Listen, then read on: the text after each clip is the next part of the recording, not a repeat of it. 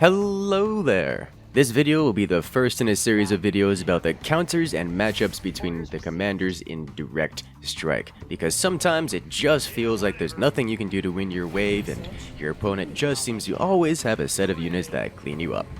So we're going to be going into the depth of these moments to show you how to use this to your advantage. Now, before I really start getting into it, I want to clarify a few things because there's a lot of complexity here. And the first is that I often hear from friends or fellow players that they literally can't do anything because every time they try building a unit, their opponent just has something which obliterates it. Say, for example, I'm building Zerglings, and suddenly there are Dark Templar on the field which not only one-shot Zerglings, but have a chain attack which slice down multiple Zerglings at a time. Like, it's really rough to be a Zergling.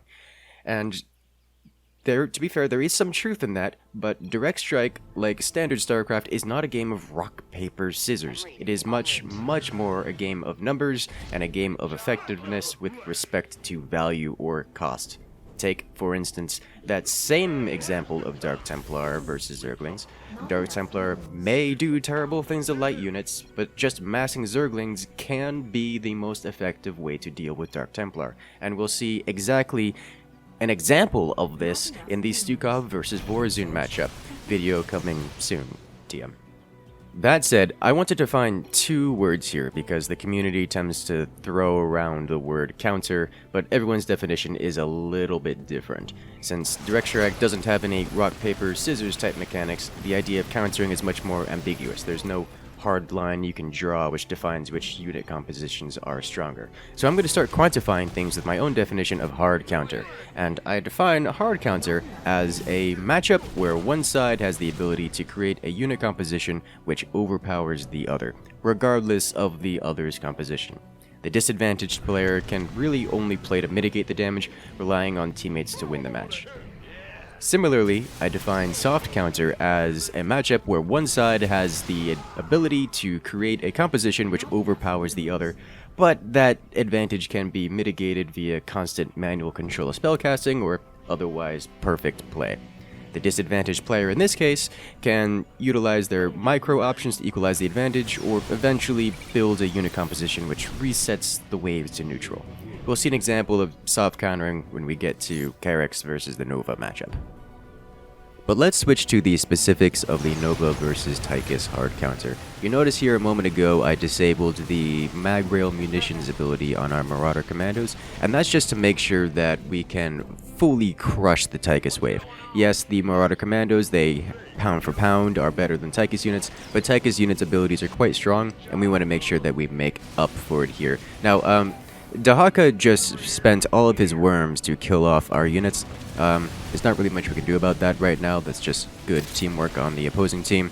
That's 450 minerals worth of unit added to Tychus' wave, which is enough to win him the wave this time, but Dahaka won't be able to keep that up forever, so we don't have to worry about that. But as you can see, Tychus is having a rough time of things. And that's just because Tychus units, they're not really cost effective. They're expensive, and just pound for pound, they're kind of weak. Conversely, Marauder commandos are really strong pound for pound, so that makes it that you just kind of beat down Tychus units as a whole. And as long as you save the mag rail munitions like we did previously, and this round as well, we just really run over Tychus in a super hard manner. Like you can see here, it's not close at all. As long as you make sure to line yourself up properly, you don't stack yourselves on one spot so that you don't get burned down by a single AoE. You can't stack AoE attacks on you.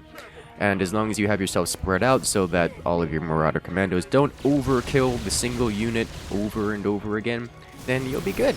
And you can just kind of build Marauders out the gate. And technically there are things Tychus can do to beat down your Marauders. However, in doing so, he brings himself to become vulnerable to the other options you have in your arsenal as Nova. And so in an ideal world, we actually won't necessarily, well, I guess that's not true, but we won't necessarily win the early game every single time. And that is fine, because if we lose the early game, it is because Tychus has done something that has made himself vulnerable to our later game. And it's just either he loses the early game in an effort to try to mitigate damage away from the late game, or he just kind of just kind of loses the late game, and the late game we're about to get to pretty quickly here, because as you can see here, we're getting up to 2 lines of Marauders, and I don't need to be sticking on Marauders the whole time. They kind of fall off. They kind of fall off for the usefulness later game, and to fix the whole making sure that we stay on top of Tychus for the entirety of the match, all we have to do next is bring out our Liberators.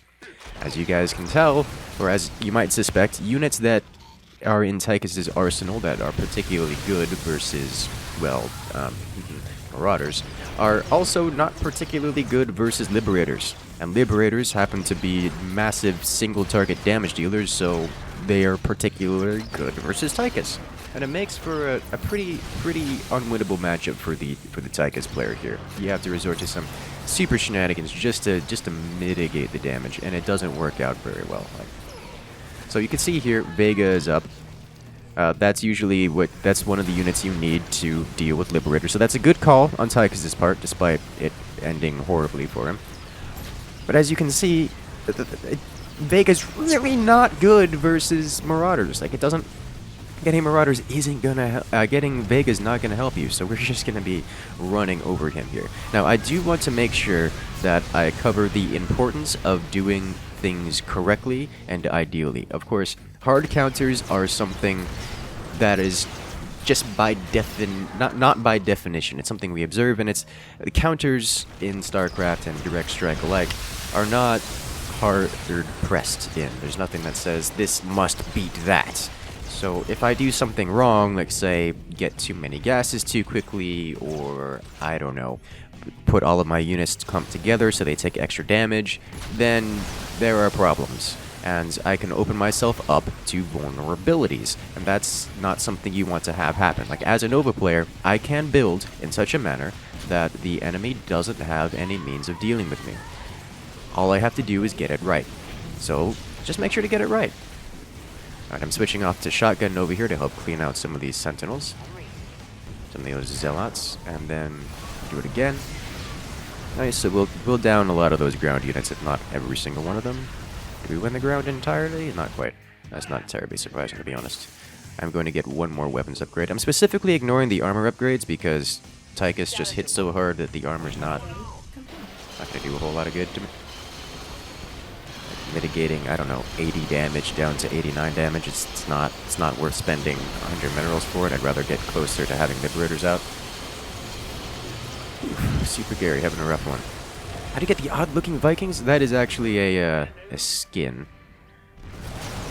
You can purchase that via the war chest on StarCraft right now, and that is right. All of your war chest skins do actually work in Direct Strike, which is a really cool little feature here. Like, even just face-tanking a wave of, oh, thank you for the scans, Rainer. I'll put the scan myself. Even face-tanking the waves from the creeper hosts we still win. Like, that's how much value over Tychus we get out of this. And very soon we're going to start bringing out the Liberators, which are going to be doing terrible things in Tychus here. Now, of course, a lot of Novas will say, let's go for Holo Decoys, because Holo Decoys are really strong, and that is a wrong answer. Let me rephrase, that's not strictly a wrong answer. They do work pretty well. The issue with Holo Decoys is that they are ground units, and they will focus and be focused by the Blaze Tychus unit. And as you more experienced players may know, or rather any Tychus should know, Blaze has an ability that reduces all incoming damage to a maximum of 30. So it kind of negates the entire damage output of Holo Decoy, which is not an ideal for Holo Decoy. You don't want to be having all of your damage reduced to 30, especially not for a unit that costs 575, and that's a great way to let Tychus come back into the game, just by purchasing Holo Decoy and relying on it. He may beam you? Yeah, he may. I don't know if it would actually win him the match. He's still using the laser. You just got the laser batteries. Okay. If we can get out a second Liberator, this would be 2 Liberators out in one turn, at least within one wave. Beautiful. Make sure to spread them a little bit and get the smart servos for the weapons upgrade. Oh! Launching those Vikings into the air. Oh, you micromanaging master. No, actually, I think I did that automatically. So the reason you want the creeper host to splash onto air units is that in the air, Creeper hosts do not deal splash damage, so it's a lot tankier relatively if you have hitting air units as opposed to ground units. Yeah, you see, this is why Raid Liberators are dangerous versus Vega, because they get mind controlled. Also, they get brought to the ground so that your other units can deal with them. But of course, he's spent on the Nux and Vega, which just means my Marauders will permanently just roll over them. Oh my god, that's beautiful. I feel bad for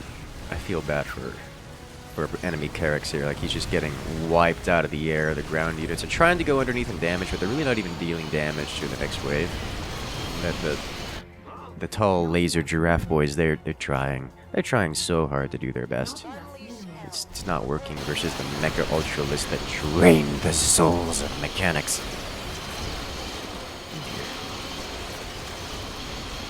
Yep, goodbye Creeper host, just jumping right on top of them. Bye! How much damage are we dealing to their base here?